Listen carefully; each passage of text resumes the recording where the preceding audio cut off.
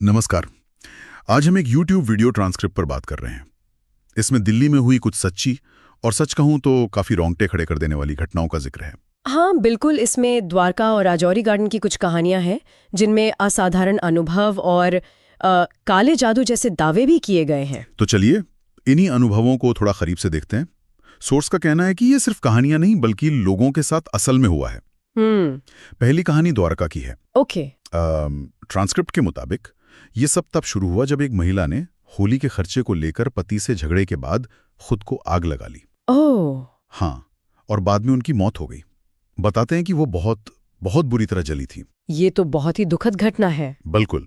और इसके बाद उस घर में जो मजदूर काम करने आए उनके साथ अजीब चीजें होने लगी। अच्छा, जैसे कि? जैसे कभी किसी का पैर पकड़ लेना सोते हुए, या कोई बाथरूम गया तो वहीं बेहोश हो गया। कहानी सुनाने वाले ने तो खुद ये दावा किया कि उसने रात में घर के पास पायल की छन छन छन आवाजें सुनी। रात में? और वहां कोई था नहीं, कोई भी नहीं, बिल्कुल सुनसान। देखिए, ये बात ध्यान देने वाली है कि कैसे एक ऐसी दर्दनाक घटना के बाद उस जगह से ऐसी असाधारण मान्यताएं जुड़ जाती हैं। सही बात है। ये आवाजें सुनना या मजदूरों का अचानक बेहोश हो जाना, क्या ये उस माहौल में फैले डर या एक तरह के मनोवैज्ञानिक असर का नतीजा भी हो सकता है? हो सकता है, बिल्कुल हो सकता है। लेकिन कहानी यही खत्म नहीं होती। अच्छा। सोर्स में ये भी बताया गया है कि उसी घर के बाथरूम में एक बार दो भाई नहा रहे थे और बेहोश पाए गए। दोनों एक साथ? हाँ।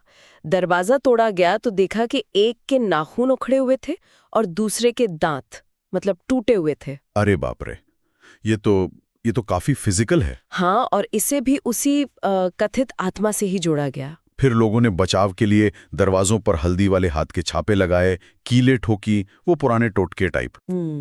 ये शारीरिक चोटों का जिक्र मामले को और उलझा देता है। एक तरफ तो मनोवैज्ञानिक असर या वहम की बात है, लेकिन ये चोटें ये सवाल उठाती हैं कि क्या वाकई कुछ और हुआ था या फिर डर और घबराहट में उन्होंने खुद को ही चोट पहुंचा ली। कहना मुश्किल है। और ये हल्दी, कीलें, ये दिखाता है कि ऐसी सिचुएशन में लोग कैसे पारंपरिक विश्वासों का सहारा लेते हैं खुद को सुरक्षित महसूस कराने के लिए। हाँ, तो ये द्वारका वाली कहानी तो एक दुखद मौत के बाद के डर और अजीब अनुभवों पर है। लेकिन अब आते हैं राजौरी गार्डन वाले मामले पर। ओके। ये कहानी बिल्कुल अलग है और शायद ज्यादा डरावनी भी। इसमें अंधविश्वास और पारिवारिक साजिश का एंगल है। अच्छा। ये बात है 2011 की। जम्मू से एक महिला मौनी शादी करके दिल्ली आई और उनके साथ लगातार 7 बार मिसकैरेज हुआ, हर साल एक। 7 बार? ओह माय गॉड, ये तो बहुत ही ट्रैजिक है। हाँ, बहुत। और हर बार मिसकैरेज से ठीक पहले उन्हें काली परछाई या कोई अजीब साया सा नजर आता था। साया? कैसा साया? कभी पंखे से लटका हुआ, कभी बस कमरे में घूमता हुआ, कुछ अजीब सा। और इसी दौरान एक और अजीब बात हो रही थी। उनकी जो ननद थी वो उन्हें अक्सर इस्तेमाल की हुई चीजें तोहफे में देती थी। इस्तेमाल की हुई? जैसे थोड़ा यूज किया हुआ महंगा परफ्यूम या पहने हुए कपड़े, कभी तौलिया या साबुन की बोतल। और उस साबुन में अजीब तरह से लौंग, दालचीनी जैसी चीजें मिली होती थी।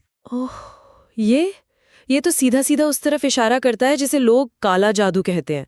कई संस्कृतियों में ये मान्यता है कि किसी की इस्तेमाल की हुई चीजों के जरिए उस पर नेगेटिव असर डाला जा सकता है। हाँ बिल्कुल।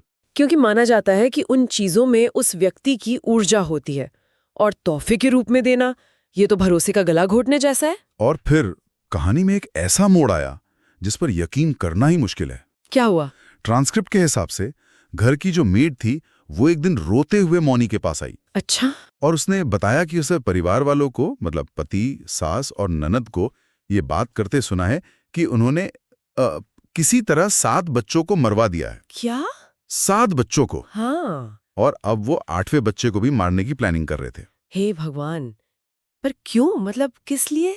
मेड का दावा था कि परिवार ये सब एक जिन को खुश करने के लिए कर रहा था ताकि वो अमीर बन सकें। जिन अमीर बनने के लिए? ये तो बहुत ही भयानक आरोप है। और ये भी पता चला कि मौनी के जो ससुर थे जो उनका साथ देते थे, उनकी कुछ साल पहले मौत हो गई थी। शक था कि वो मौत भी शायद इसी साजिश का हिस्सा थी। ये तो रोंगटे खड़े कर देने वाली बात है। मतलब एक तरफ ये असाधारण दावे हैं, जिन, काला जादू, और दूसरी तरफ इंसानी रिश्तों का इतना घिनौना रूप, लालच, साजिश, भरोसे का कत्ल। बिल्कुल। ये कहानी सिर्फ भूत प्रेत की नहीं रह जाती फिर। ये तो इंसानी फितरत के अंधेरों को दिखाती है। ये सब सुनते ही मोनी ने तुरंत अपना गोद लिया हुआ बच्चा और जो नवजात शिशु था, जो इस बार बच गया था, उन्हें लिया और वो वहां से भाग निकली। सही किया उन्होंने। कहानी के मुताबिक परिवार की जो अचानक बढ़ी हुई दौलत थी, उसका राज यही कथित काला जादू और बच्चों की बलि थी। तो ये दोनों ही किस्से, द्वारका वाला भी और राजौरी गार्डन वाला भी, वाकई बहुत परेशान करने वाले हैं। इनमें लालच, अंधविश्वास, रिश्तों का टूटना, सब कुछ दिखता है। हाँ, और ये सोर्स में दर्ज अनुभव हमें सोचने पर मजबूर करते हैं। क्या वाकई आज के इस मॉडर्न समाज में भी ऐसी मान्यताएं, ऐसी कथित प्रथाएं इस हद तक मौजूद हैं? सही सवाल है। लोगों की ऐसी क्या मजबूरियां या इच्छाएं होती हैं जो उन्हें इन रास्तों पर ले जाती हैं? क्या ये सिर्फ लालच है या कोई गहरा मनोवैज्ञानिक मुद्दा है? और इन दावों के पीछे की सच्चाई कितनी है? कितना वहम, कितना डर, कितना मनोवैज्ञानिक दबाव, कितनी पारिवारिक साजिश, और क्या वाकई कुछ अनदेखी ताकतें भी काम करती हैं? ये सवाल तो वाकई सोचने वाले हैं।